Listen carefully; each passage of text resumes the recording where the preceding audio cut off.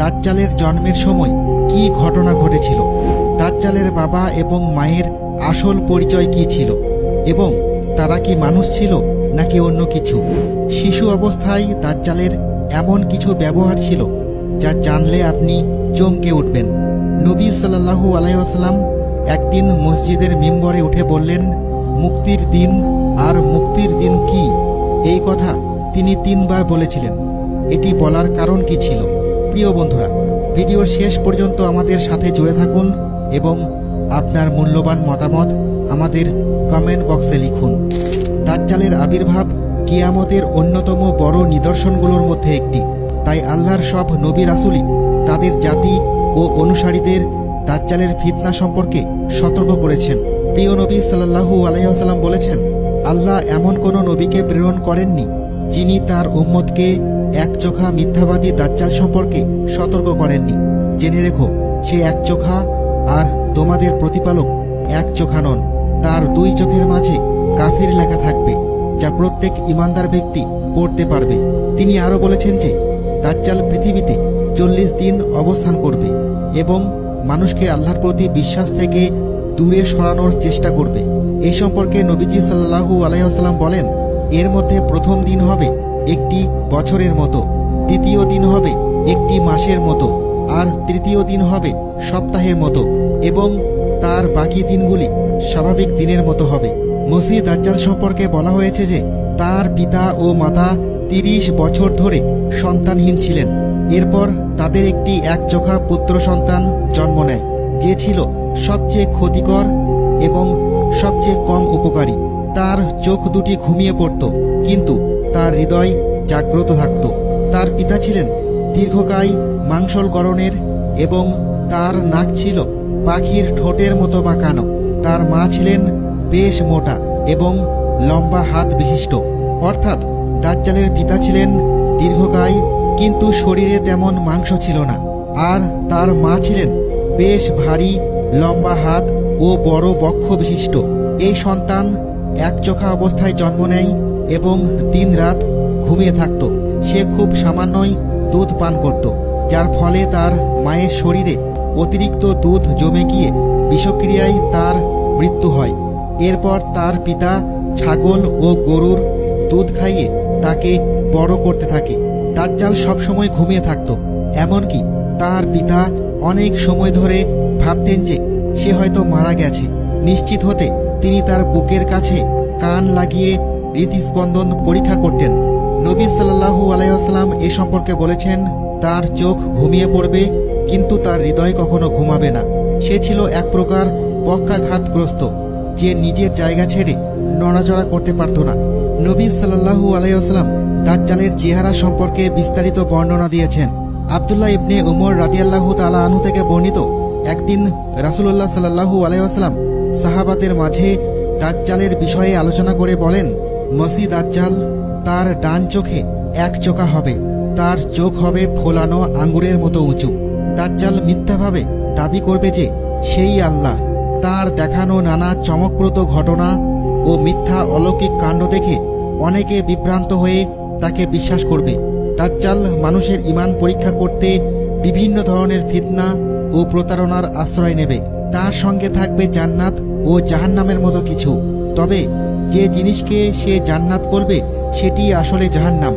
নবী সাল্লাল্লাহু আলাইহি ওয়াসাল্লাম বলেছেন, আমি তোমাদের তাকে নিয়ে সতর্ক করেছি, যেমন নূহ আলাইহিস সালাম তার জাতিকে সতর্ক করেছিলেন। দাজ্জালের ফিতনা হবে মানব ইতিহাসের সবচেয়ে ভয়ঙ্কর পরীক্ষা, কারণ আল্লাহ তাআলা তাকে এমন সব অতিপ্রাকৃত ক্ষমতা দেবেন যা মানুষের চিন্তা শক্তিকে হতবাক করে দেবে। খ্রিস্টানরা মনে করবে যে সেই ঈসা ইবনে মারিয়াম। যখন সে প্রকাশ পাবে তখন প্রথমে ইরানের আসপাহান নগরী থেকে 70,000 ইহুদি তার অনুসরণ করবে। সে পৃথিবীর এক প্রান্ত থেকে অন্য প্রান্তে বাতাসের গতির মতো দ্রুত ছুটে বেড়াবে, যা দেখে মানুষ আতঙ্কিত হয়ে পড়বে। মানুষ তার ভয়ে পালিয়ে লুকিয়ে থাকবে, কারণ সে পৃথিবীর প্রায় প্রতিটি স্থানে পৌঁছে যাবে। তবে সে মক্কা ও মদিনার সীমানায় প্রবেশ করতে পারবে না, কারণ সেখানকার রক্ষক ফেরেশতারা তাকে সেখানে প্রবেশ করতে দেবে না। মুহজিন ইবনে আদরা রাদিয়াল্লাহু তাআলা আনহু থেকে বর্ণিত, রাসূলুল্লাহ সাল্লাল্লাহু আলাইহি ওয়াসাল্লাম একদিন খুতবায় বললেন, মুক্তির দিন। আর এই মুক্তির দিন কি? এই কথা তিনি 3 বার বললেন। সাহাবারা জিজ্ঞাসা করলেন, হে আল্লাহ রাসূল, মুক্তির দিন কি? তিনি বললেন, দাজ্জাল যখন আসবে তখন সে উহুদ পাহাড়ে উঠে মদিনার দিকে তাকিয়ে তার অনুসারীদের বলবে, তোমরা কি এই সাদা প্রাসাদটি দেখতে পাচ্ছ? এটি নবী মুহাম্মদ সাল্লাল্লাহু আলাইহি ওয়াসাল্লামের মসজিদ। তারপর সে মদিনার দিকে তাকাবে, কিন্তু শহরের প্রতিটি প্রবেশ পথে তলোয়ার উঁচিয়ে ফেরেশতাগণ পাহারা দেবেন। এরপর সে জুরফ নামক অঞ্চলের এক সমতল ভূমিতে অবস্থান নেবে এবং সেখানে তাঁবু স্থাপন করবে। তখন মদিনা 3 বার ভূমিকম্পের মতো কাঁপবে। ফলে শহরের সব মুনাফিক, পাপাচারী নারী পুরুষ দাজ্জালের দিকে বেরিয়ে যাবে। সেটাই হবে মুক্তির দিন, যেদিন মদিনা মুনাফিক ও পাপাচারীদের হাত থেকে মুক্তি পাবে। দাজ্জালের সঙ্গে থাকবে 2টি নদী। একটি সে জান্নাতের নদী বলে দাবি করবে, আর অন্যটি জাহান্নামের নদী হিসেবে পরিচয় দিবে। মানুষ তার তথাকথিত জান্নাতের পানি পান করতে চাইবে, কিন্তু সেটি আসলে জ্বলন্ত আগুন হবে। আর যে ব্যক্তি তার জাহান্নাম বলে দাবিকৃত নদীতে প্রবেশ করবে, সে আসলে জান্নাতে প্রবেশ করবে। আল্লাহ তাআলা তার সঙ্গে শয়তানদের পাঠাবেন, যারা মানুষদের সঙ্গে কথা বলবে এবং ভয়ঙ্কর ফিতনার সৃষ্টি করবে।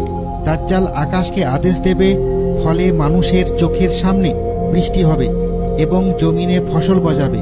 সে একজন মানুষকে হত্যা করবে এবং সবার সামনে আবার জীবিত করে বলবে, হে মানুষ, এই কাজ কি আল্লাহ ছাড়া আর কেউ করতে পারে? এই কথা শুনে অনেকে তাকে সত্যিকারের প্রভু মনে করে বিশ্বাস করবে এবং তার অনুসারী হবে। ধীরে ধীরে তার ফিতনা ছড়িয়ে পড়বে আর তার অনুসারীর সংখ্যা বৃদ্ধি পাবে। কেবল অল্প সংখ্যক প্রকৃত মুমিন তার ফিতনা থেকে রক্ষা পাবে। তারা সিরিয়ায় জাবাল আদ দুখান নামক স্থানে আশ্রয় নেবে। তখন দাজ্জাল তাদের ঘেরাও করবে এবং চরম কষ্টের মুখে ফেলবে।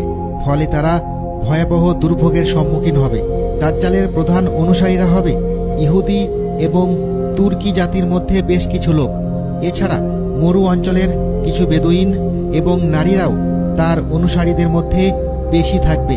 রাসূলুল্লাহ সাল্লাল্লাহু আলাইহি ওয়াসাল্লাম বলেছেন, ঠিক 40 দিন শেষে হযরত ঈসা আলাইহিস সালাম পৃথিবীতে অবতরণ করবেন। তিনি হলেন প্রকৃত মসিহ, আর দাজ্জাল হলো মিথ্যা মসিহ। আল্লাহ তাআলা হযরত ঈসা আলাইহিস সালামকে আসমানে উঠিয়ে নিয়েছিলেন এবং নির্ধারিত সময়ে তিনি পুনরায় পৃথিবীতে নেমে আসবেন দাজ্জালকে পরাজিত করার জন্য। সহিহ হাদিসে এসেছে, হযরত ঈসা আলাইহিস সালাম পৃথিবীতে অবতরণ করবেন সিরিয়ার দামেস্ক শহরের পূর্ব দিকে অবস্থিত সাদা মিনার সংলগ্ন স্থানে।